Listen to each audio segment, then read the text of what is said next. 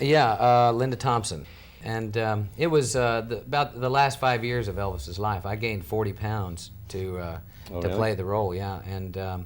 And I didn't want to use any padding because then my face wouldn't have been puffy. So I gained 40 pounds in about 2 months. The character that I played in his movie, it happened at the World's Fair, which was 1961. Kicks him in the shins to, so he can go meet the nurse in the infirmary. Really, the only reason I had a chance at it was a casting woman named Joyce Selznick who said, I think I've got an idea for this. I think I got an idea of a guy who could play it. And Joyce and I knew each other from having met with each other 5 or 6 times on different projects. I'd never done a show, never been hired by Joyce. And it was basically her idea. I knew I could do Elvis. There's no question. I wouldn't have done it if I didn't think I could. There were some coincidences on that picture that were interesting, and they were helpful to me. One of them was, I think, that Elvis was the same age in his life. He was at the same age when I worked with him as a 10-year-old child, and as I played him later on, I was the same age that he was when I had met him. So I had a pretty good sense memory of what he was like at that time in his life.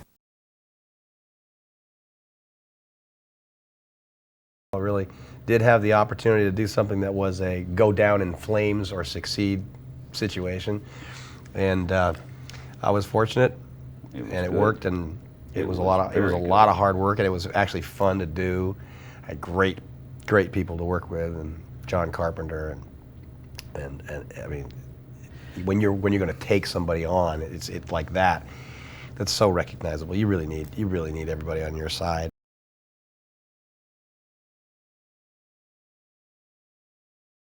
Elvis was a sort of a loud movie, I mean, it was viewed by a lot of people on television, and in one night, I think, when 100 million people view something, and the people in this town take note of that, and it does well, then it gives you the opportunity to sort of blast into a different sphere of working with better opportunities.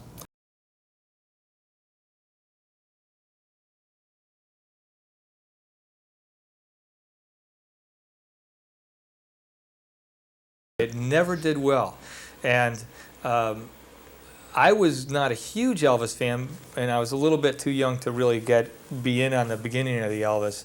But I've always appreciated his music.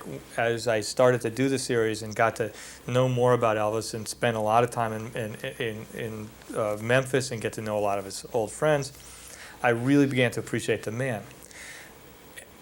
Then, as I was doing the series and the pilot, I thought, geez, this is going to be terrific. These people love Elvis. Can't wait to see the show.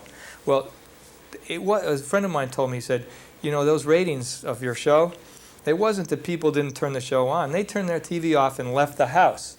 And I don't understand why. I was in Boston a year or so later, and a friend of mine, I was walking down the street with him, and he lived in that neighborhood. He said, oh, this is a guy, here, I want you to meet so-and-so. He's an Elvis impersonator. He makes his living doing Elvis. He's the biggest Elvis fan in the entire world. I said, oh, gee, nice to meet you. I said, you're the guy that saw that Elvis television series. He said, no, I never saw it. I don't understand it. I wish someone would explain to me. The fans didn't want to see it. The most diehard fans didn't turn it on.